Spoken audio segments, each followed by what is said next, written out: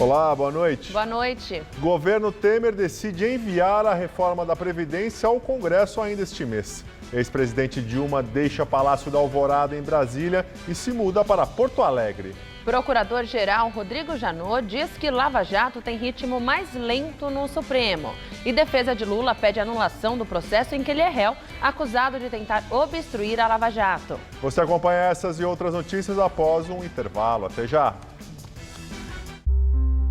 Esse time é feito de muita garra, de muita vibração. Esse time é feito de força, dedicação. É feito de guerreiros, vencedores, gente que vai lá e faz história. Petrobras, há 15 anos apoiando o esporte olímpico brasileiro. Sou cristão, sou Canção Nova. Vamos juntos renovar São Paulo, em defesa da família, saúde, educação e meio ambiente. Roberto Pires, 15777. São Paulo precisa do agente de proteção animal, contra os maus tratos e abandono, mais castração e conscientização. Armandinho Proteção Animal 15500. Nessa eleição, vote em quem tem coragem para mudar. Vote nos vereadores da coligação PMDB-PSD. Vote 15. Quem tem paixão por comunicação sabe muito bem qual faculdade escolher. Aquela que prioriza a formação ética e humanística, sem deixar de lado vivência e experiência. Porque não basta estar preparado para o mercado. É preciso estar pronto para a vida. Se você quer se formar e transformar o mundo, faça Casper Libero. Vestibular 2017. Inscrições abertas. Faculdade Casper Libero. Paixão por comunicação. Com as novas faixas e corredores que eu criei, o ônibus ficou mais rápido e as pessoas ganharam tempo e mais tranquilidade. O bilhete único mensal, a passagem ficou mais barata para quem usa mais. Por 30 dias, você usa quantas vezes quiser, inclusive no final de semana. Os estudantes conquistaram o passe livre estudantil, ou seja, eles têm direito agora à educação gratuita, incluindo o transporte. E as pessoas com mais de 60 anos deixaram de pagar passagem. Isso é fazer diferente.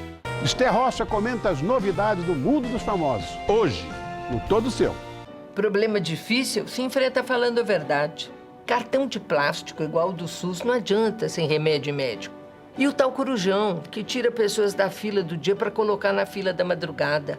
É desumano, não dá para brincar com a vida das pessoas. São Paulo precisa ter na prefeitura alguém com coragem para falar a verdade, que mude o que precisa ser mudado, mas com respeito e sem ilusão.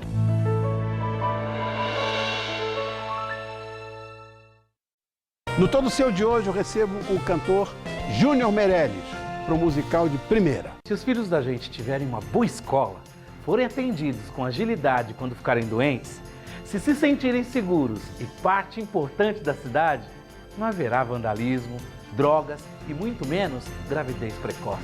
Sonhar, acreditar e mostrar que tudo é possível. Cláudia Baronesa, 12345. Mais saúde sempre com vocês. Vote Dr. Calvo, 12633.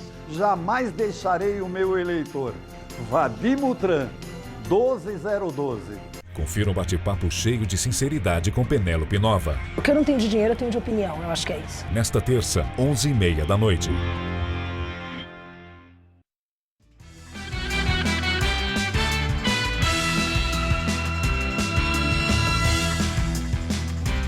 A operação Hashtag, que investiga a ligação de brasileiros com o Estado Islâmico, cumpriu hoje 2 mandados de condução coercitiva e 2 de busca e apreensão.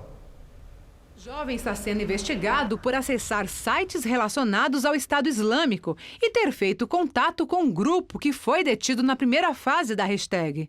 Um estudante de 18 anos que mora em Franca prestou esclarecimentos na sede da Polícia Federal em Ribeirão Preto e foi liberado no início da tarde. Ele é um dos alvos da condução coercitiva. O celular e o computador do jovem foram apreendidos pela Polícia Federal para investigação.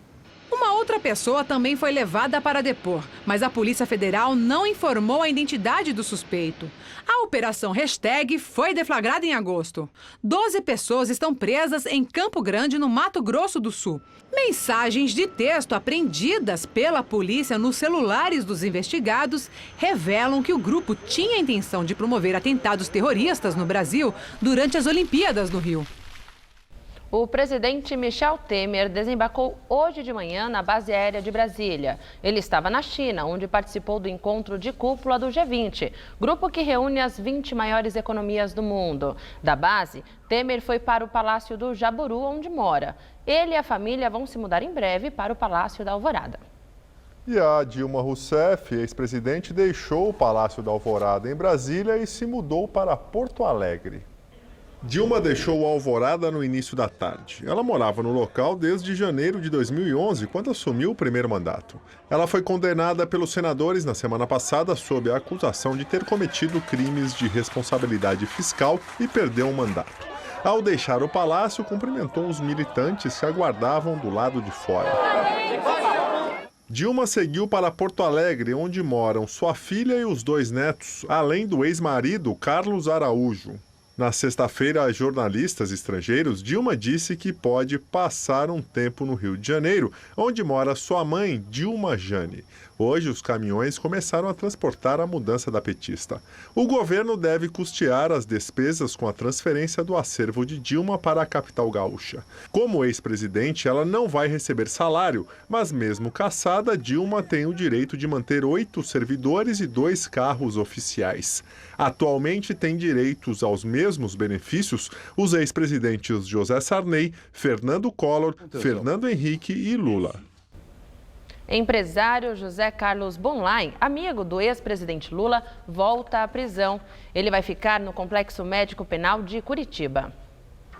Bonlain se apresentou à Polícia Federal no Paraná hoje de manhã. O empresário de 71 anos estava em prisão domiciliar havia 5 meses para tratar um câncer na bexiga, além de ter passado por uma cirurgia cardíaca. A defesa chegou a pedir a prorrogação do tratamento, mas o juiz Sérgio Moro negou e decretou a prisão preventiva dele. A volta do pecuarista à prisão já havia sido adiada 2 vezes devido a complicações de saúde.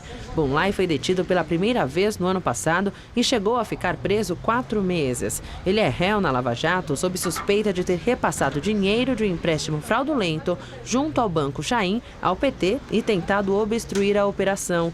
Também é investigado por ter feito reformas no sítio de Atibaia, no interior de São Paulo, que pertenceria a Lula. Bonlain foi escoltado pelo agente da Polícia Federal, Newton Ishii, conhecido como o japonês da Federal, que voltou a aparecer conduzindo presos da Lava Jato.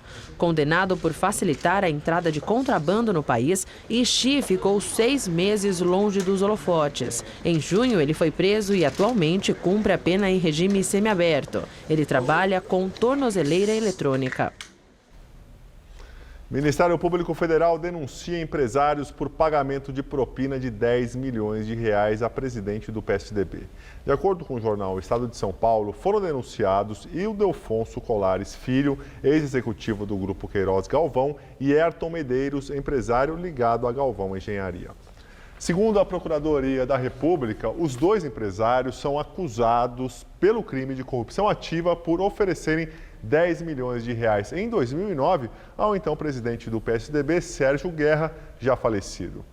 Eles também teriam oferecido propina ao deputado federal Eduardo da Fonte, do PP, para que a CPI da Petrobras, na época, não realizasse investigações sobre irregularidades na estatal. A construtora Queiroz Galvão disse ao jornal Estado de São Paulo que está cooperando com as autoridades.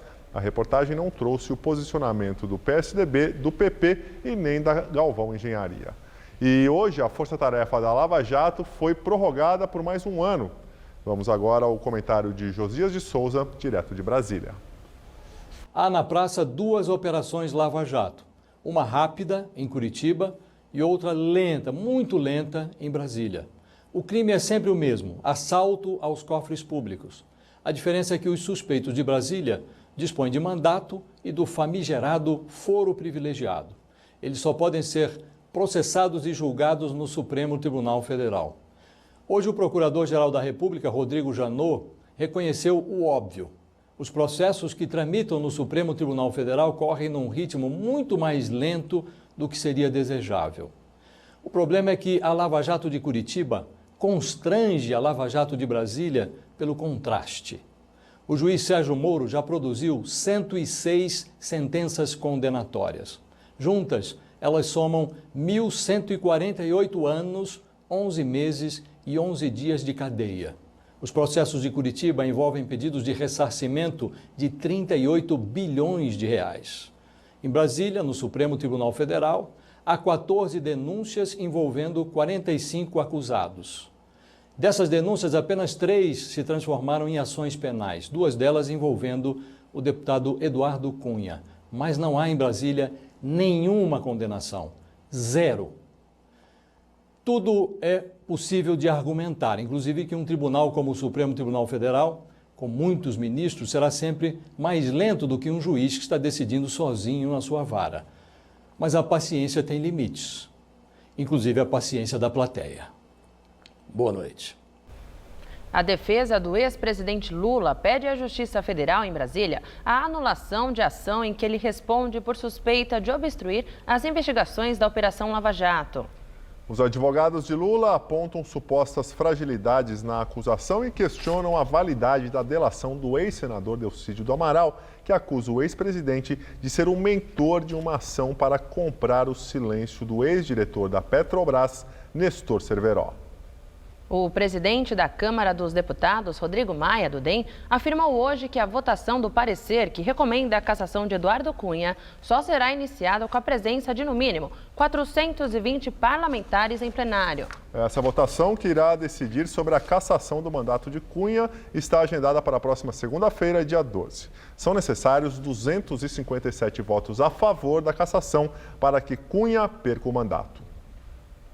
Bancários entram em greve em pelo menos 21 estados e também no Distrito Federal. Aqui em São Paulo, o movimento se concentra na região central da cidade. Aqui na Avenida Paulista, só os caixas eletrônicos funcionaram. Muitas agências estavam fechadas. Na região central de São Paulo, os bancos também estavam fechados nesta manhã. Faixas avisavam sobre a greve. A categoria parou por tempo indeterminado. Os bancários não aceitaram a proposta de aumento abaixo da inflação feita pela FENABAN, a Federação dos Bancos. Quem precisou de uma ajuda do gerente acabou voltando para casa sem resolver o problema. Eu vim desbloquear um cartão, não consegui. O pessoal não informa nada, não tem nenhum anúncio, nada explicando o que está acontecendo, né? Mas atrapalha sim. A greve afeta principalmente agências de regiões mais movimentadas da cidade.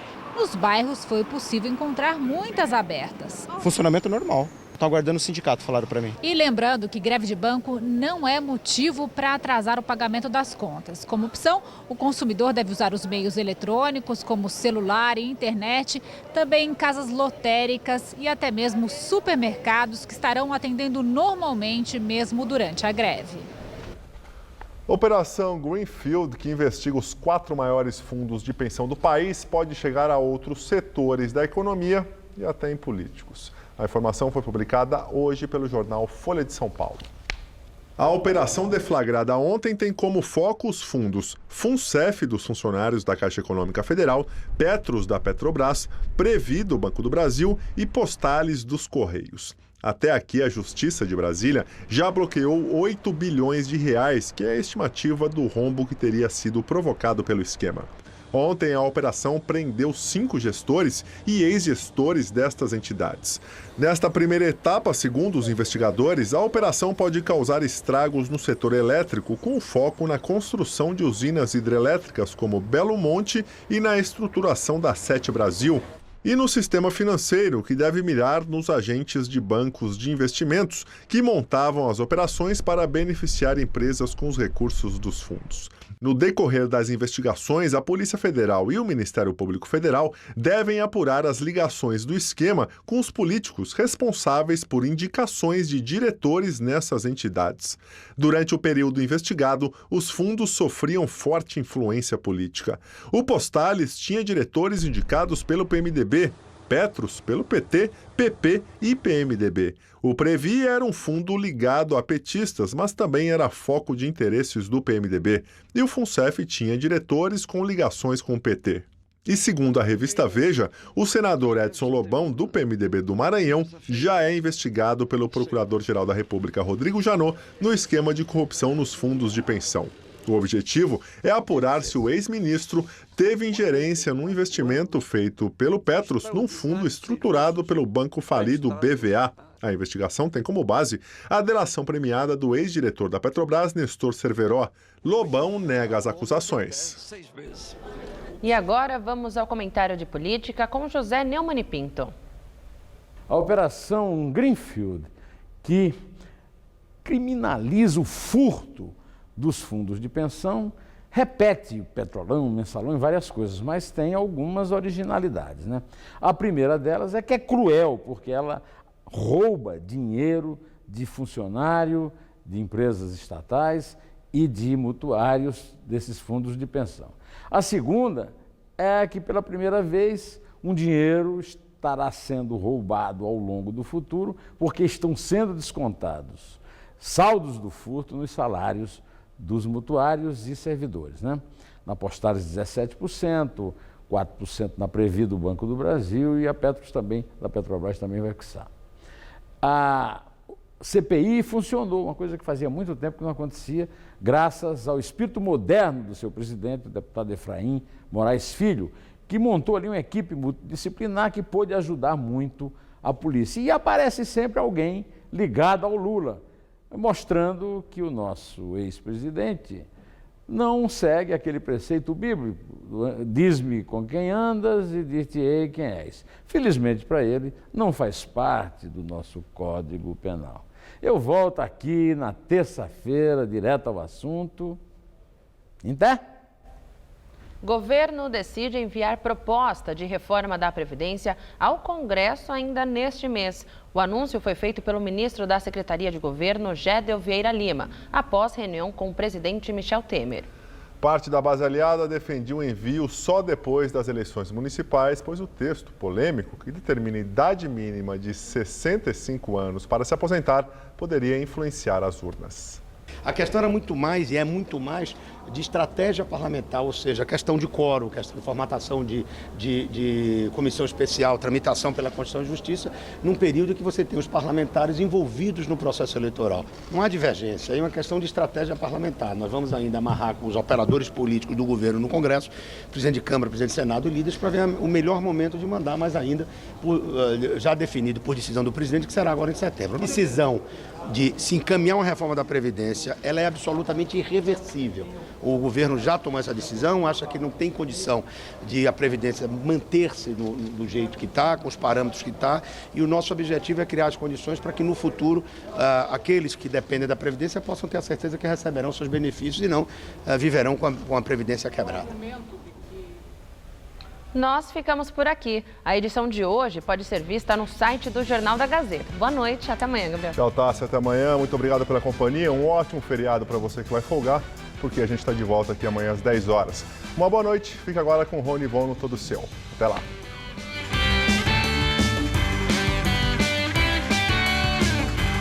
Daqui a pouco, 11h30 da noite, a máquina captura a apresentadora Penélope Nova. Assista agora, Todo Seu.